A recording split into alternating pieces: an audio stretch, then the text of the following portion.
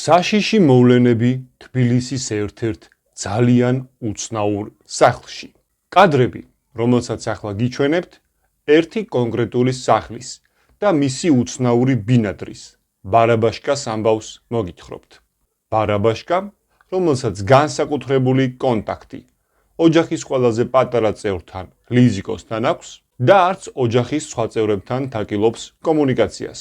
მოკლედ, მოდი ერთად ვნახოთ ლიზიკოს და ბარაბაშკას საინტერესო ურთიერთობა.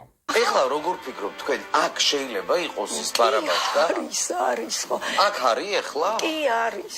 სკოლაში უკვე სექტემბრიდან აღარ უშვებდა ბავშვს, ასველებდა. როგორ ასველებ? აი წყალს გამოვიდოდა დედიკო იტყოდა ესე. დასველებული ბავშვი.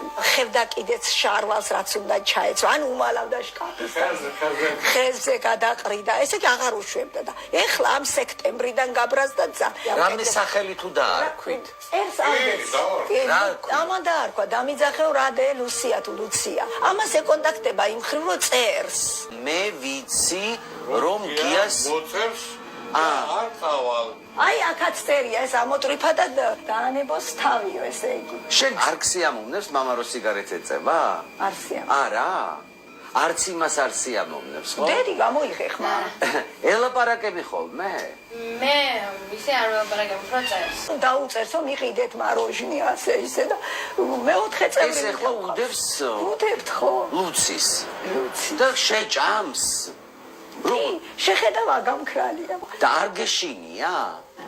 ხავს დანახო? არა. ღამე ახლა არ ბაწუხებს, ესე იმათ გადაცემები უყვარს ზოგჯერისა და ჩემი გადაცემებს უყურებს? კი, როგორ არა.